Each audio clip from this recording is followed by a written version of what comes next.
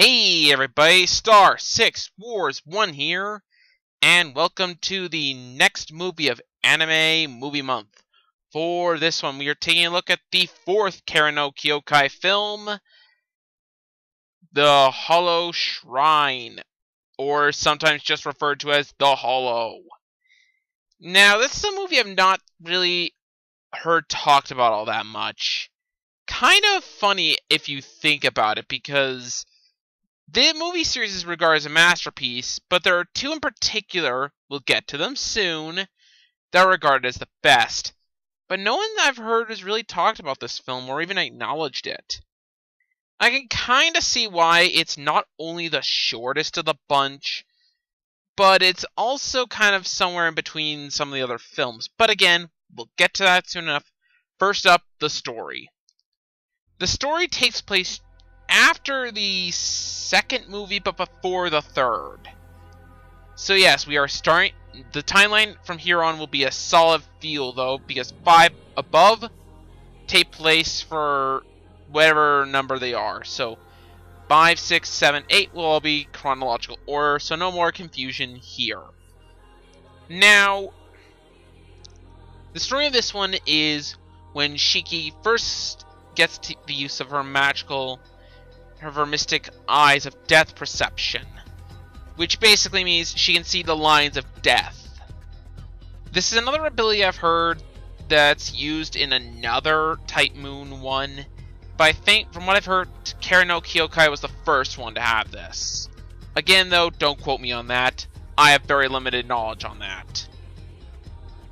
So yeah, the story, her coming to terms with everything else that happened in the events of the second movie, and the events of what happened now. So basically, that's the story. What I think of it, it was good. Not great, but good. Nothing more needs to be said. So how about the characters? First up, I want to chat about Shiki. This is possibly Shiki at her most vulnerable at the moment. She's just obtained the mystic eyes of death perception, and she does not take it well. So this is the first time we've really seen her vulnerable. As well as the fact that her personality, something that our dual personality, something major happened to it, and we're going to leave it at that because talking about that any further would range into spoilers for the second movie.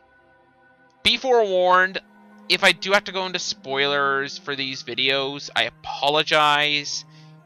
But this is pretty much the warning of, from here on out, there will be spoilers for characters when needed.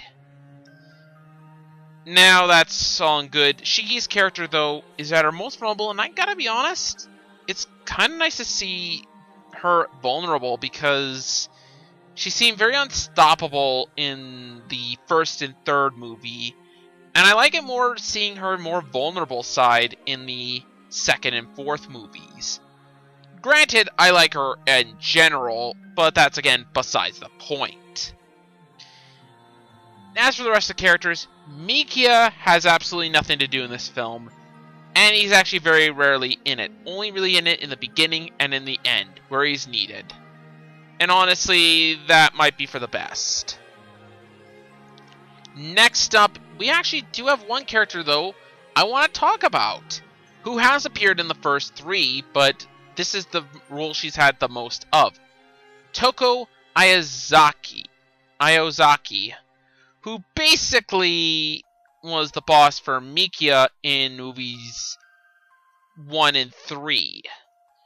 She's appeared now in all the films, but she's had a very minor role. This is her first major role, and we learned quite a bit more about her. Not that we didn't learn a few things beforehand, but yes, this now is when we learn the most about her. And honestly, I find her very fascinating, and I want to continue to learn more about her. I'll be keeping my eye out on her for the moment. Next up is the animation, which I think I sound like a broken record, is pretty dang good.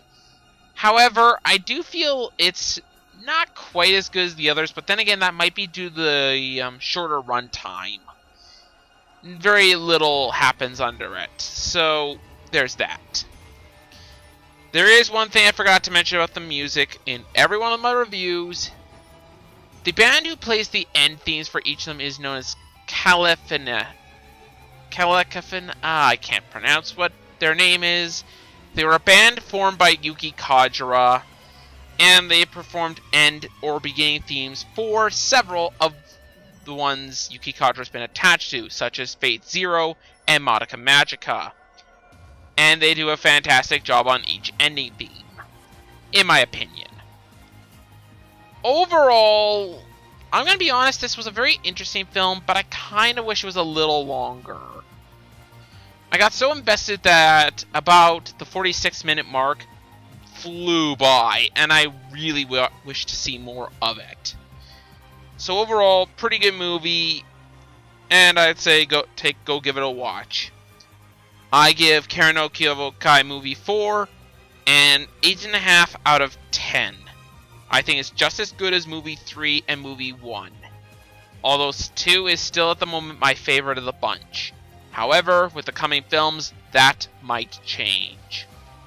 Anyways, that's all from me. This has been Star 6 Wars 1, and I'll see you guys next time.